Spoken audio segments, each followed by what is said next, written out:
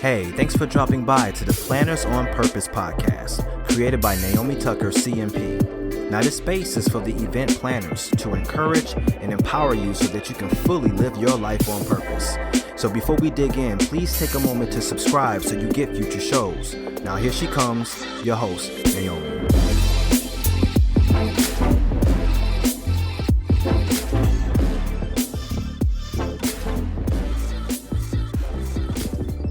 Well, hello, everyone. This is Naomi Tucker, host here at the Planners on Purpose podcast. I hope you're doing well.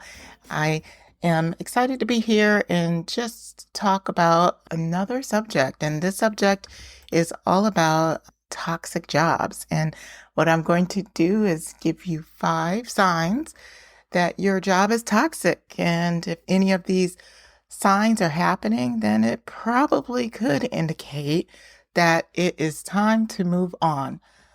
So I may step on some toes with this particular podcast, but it definitely is necessary so that we are understanding what is clearly a situation which is toxic and which is not helping to support you. It's not helping to support anybody for that matter.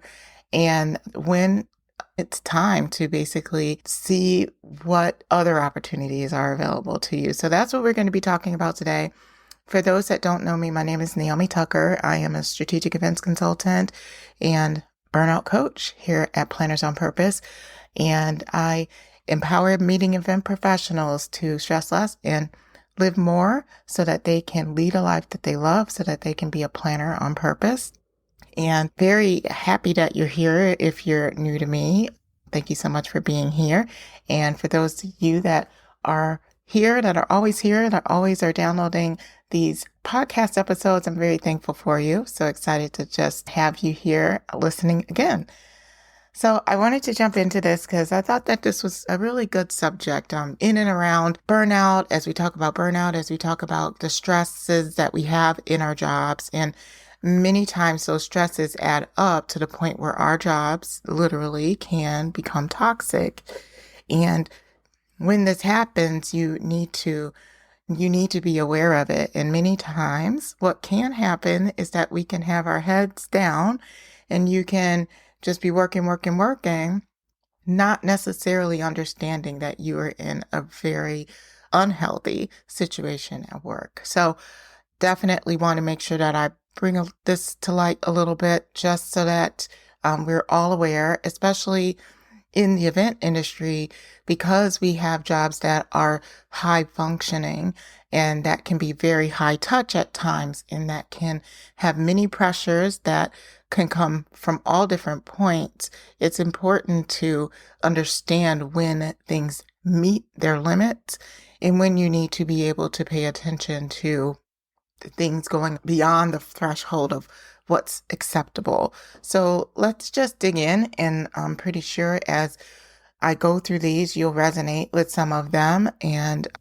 yeah, I would love to hear your feedback on if you feel that, hey, these are really good signs that would indicate that it's time to move on, or if you don't feel that way, I would love to hear what your feedback is on this. So the first one is, you know that your job is toxic and that it may be time to move on when you are so sick at work that you're always tired no matter what you try. And this can be just due to overwork. I've seen this in people where they're constantly overworked to the point of that they're working until they're sick.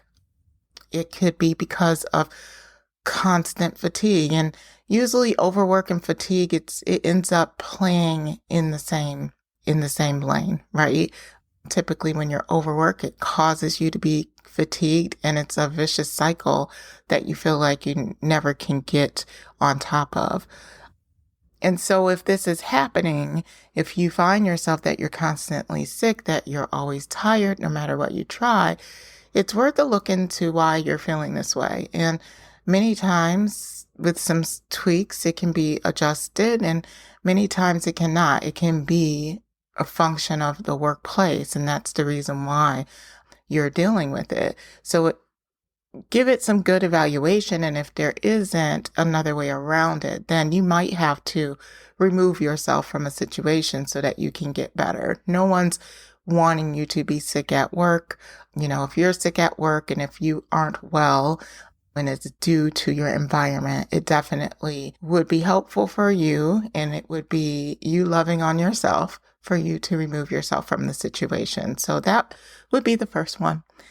Now, the next one is if you would know your job is toxic, if there is high turnover, if there's a revolving door in your company or organization or wherever you are, and when you see a number of feet at the door going towards the door, it should make your ears perk up a bit. It should make you pay attention, because this can give you some clues that something's going on and something needs to be addressed, especially if you're a leader in an organization. If you're seeing that this is happening, there's something that needs to be addressed. And if you are an employee, it really is an indicator that you might want to pay attention and ask some questions, and not necessarily in a gossip way, but in a way that you're trying to evaluate for yourself what has shifted and what has changed, especially if you're not getting communication from your leadership of what was actually going on, right? So, and many times there's only a certain amount of things that leadership can tell you. I totally understand that. But if you don't have any kind of indicator of what is happening, then you might want to just put your feelers out to just understand, right? High turnover can happen because of many things. And at the end of the day, it just means that people aren't satisfied in their work, and it can be many different reasons. It can be low pay. It can be a high amount of work. It could be a leader that they are under. And it can be the fact that maybe perhaps there is a situation that had occurred that perhaps led to a high volume of people leaving. So, and it might be other things that I'm mentioning here on this podcast is the reason that they might have that they're turning over.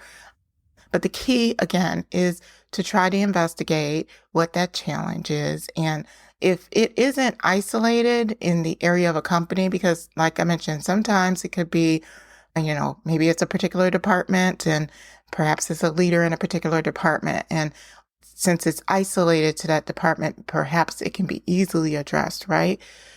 However, if it does affect you in any way, then that's something you want to make sure that you're paying attention to, that there's going to be a clear route to resolution. And if not, if it continues to happen, you might want to be prepping your resume. So the key is to pay attention, ask questions, understand the information that's coming into you so that you can best evaluate how you're going to move forward. The next one I have is stagnancy.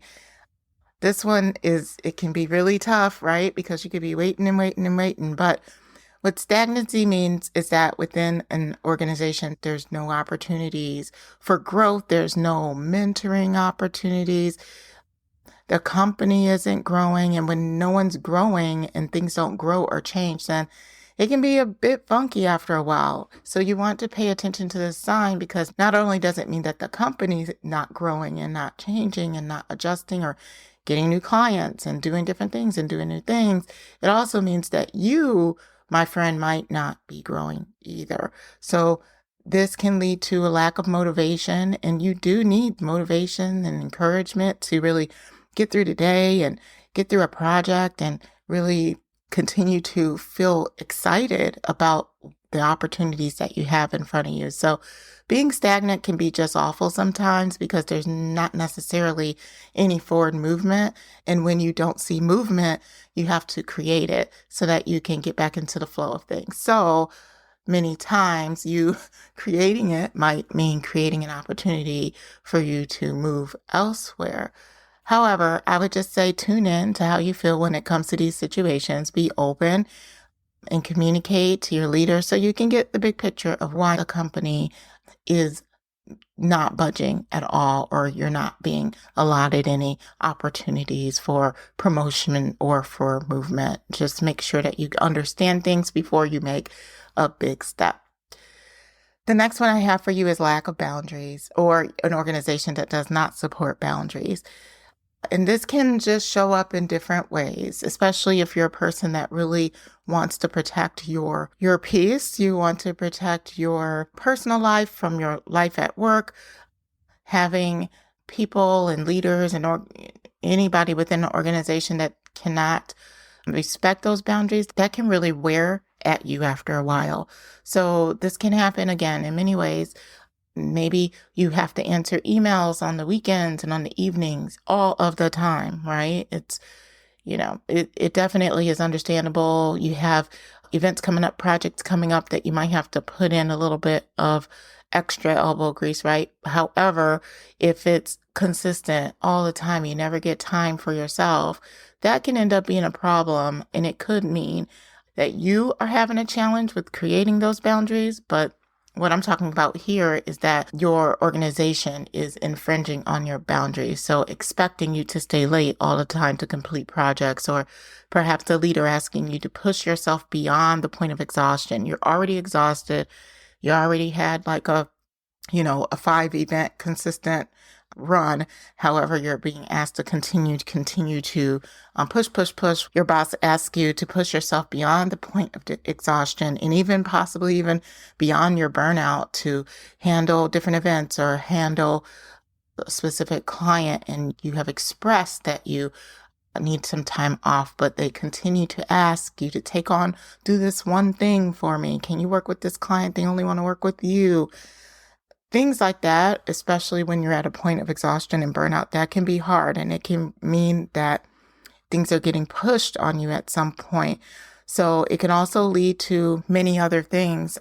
It can lead to mistakes. It can lead to you harboring some of that negative energy to the point where you blow up at your clients or say something that you shouldn't say. So this can really start to get toxic real quick if it isn't attended to. So definitely, if you feel as though your organization has a lack of boundaries or a lack of respecting those boundaries, you would have to bring this up and have a conversation about it. And if that does not help, then again, this is something that is important to you. It's important to your well-being. So making sure that you protect it at all costs is going to be key, even if that means you have to step away.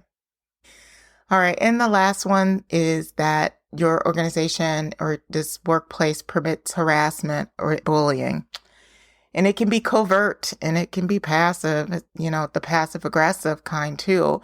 And sometimes this can happen in the field of events. It can happen not just by colleagues. It could happen also by the customers. Yeah, I said it. And it goes on. And if it goes on and if it is known, then it definitely needs to be addressed and it needs to be settled. It's not okay for your clients to be treating your employees in a way that's, derogatory, that makes them not feel safe, that makes them feel like they cannot get away or escape, or they have no other choice but to be in a situation.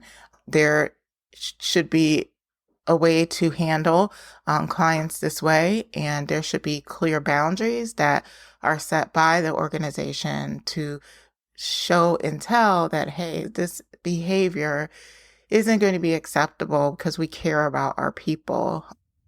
And that can lead to lots of different things. I know it's not an easy conversation, but if you value your employees and you value that relationship, then making sure that you protect them is going to be very helpful, especially when it comes to, the client. And so it can be a tough conversation to have, but definitely a necessary conversation to have. However, if you're an employee or someone that is in this position and you've brought it up and it hasn't necessarily been addressed, and let's say if it is a client, you still have to work with that client. Therefore, the harassment and the bullying continues, then yes, you need to protect yourself. Again, in this case, just step away. So those are the 5 signs your job is toxic and it's time to move on, or it may be time to move on, or it may be just time to just evaluate things and I hope that this was very helpful, because many times it's helpful for us to just understand, like, hey, that is not okay. And if we're in cultures where we're just working, high workaholic cultures, which ours definitely can be, high levels of service, right, that we are called to have, many times it can be hard to really pinpoint if it's on the toxic level or not, right? Because we're all just trying to do our best work. However, there is a point where it just ends up getting a little bit sticky. So hopefully this was helpful in bringing some awareness to those situations. And many of these things can lead to a burnout situation. They can result from you being burnout as well. So I would just say we're going to be talking about this and talking about a lot of other challenges in the Banish Burnout Challenge, which is going to be happening here towards the end of February. And I would love to see you there if this is something that is a challenge for you. It's something that you struggle with. Definitely come. We're going to unpack burnout. We're going to unpack these situations and really give you some tangible tips on how you can handle them so that you can help get some freedom and get some clarity as you continue to move forward and what's next for you. So if you are interested in that challenge, feel free to go to plannersonpurpose.com/banish burnout. And I hope to see you there. Otherwise, thank you so much for listening, and I look forward to seeing you on the next podcast episode. Until then, please stay on purpose. Well, that wraps it up for this episode. If you enjoyed the conversation, hit the like button and tell us how much you enjoyed the show by leaving a message in the comments. Thanks for listening, and we'll see you next time.